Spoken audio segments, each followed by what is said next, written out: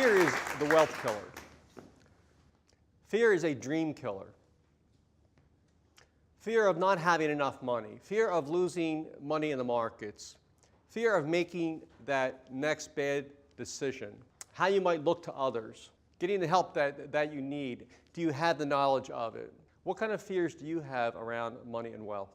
If you had a pain in your side and it just grew worse as days went by, what would you do? Would you ignore it?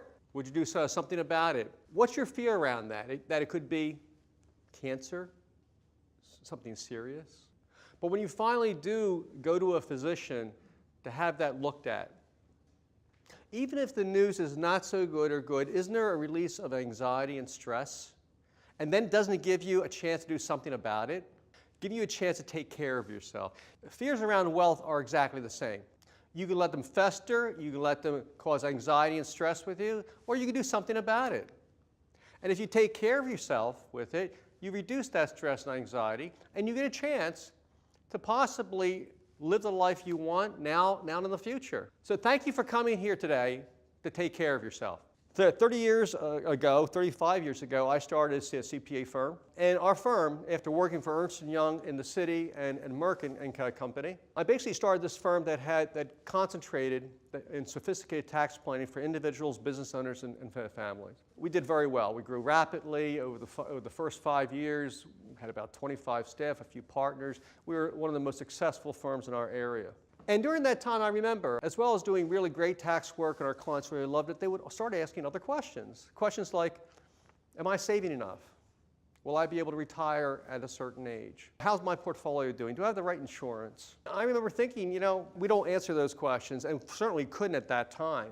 But here's your tax return. You need to go to someone else to have that answer. And now here I was in a position where I was on the edge of financial ruin asking the same questions. Was I going to be able to quit someday? Was I going to be able to educate my children? Probably the low point at that time came where I came home from work one night. It was another very bad day at work, and we had very little cash left in the bank. And I remember sitting down with my wife and saying, I think we can get through this, maybe avoid bankruptcy, I'm not sure.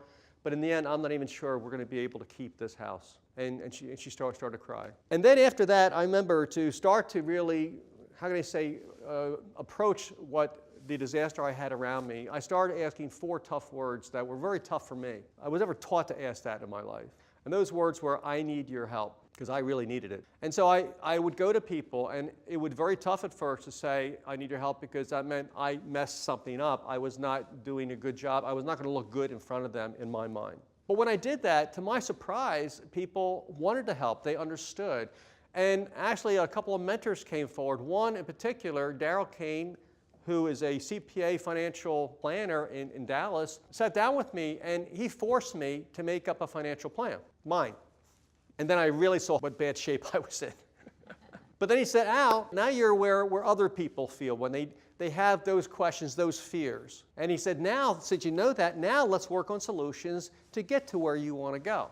Which, quite frankly, to me at the time, and maybe to some of you, sounded almost impossible. We did come up with ideas. We did come up with solutions.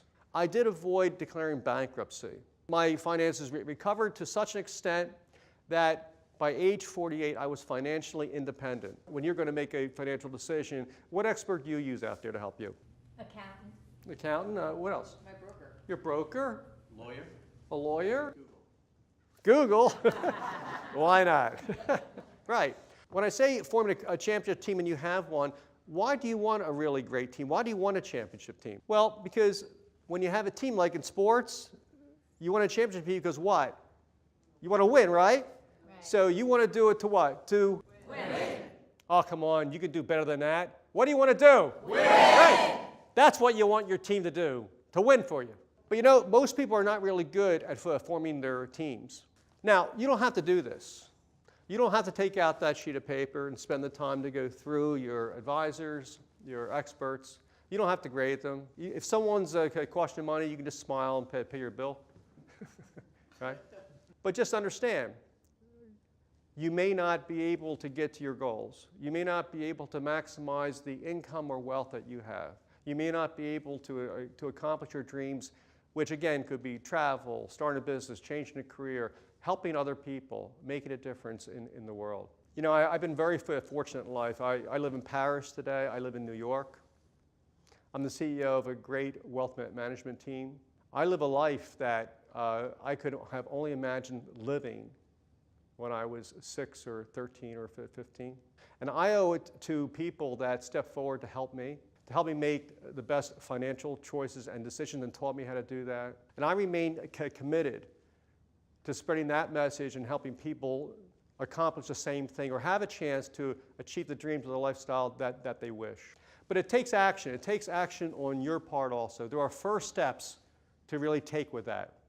The first step is look at your team. Grade your team. Look at them. And if you want a good championship team, replace them. Take those first steps. Just take them.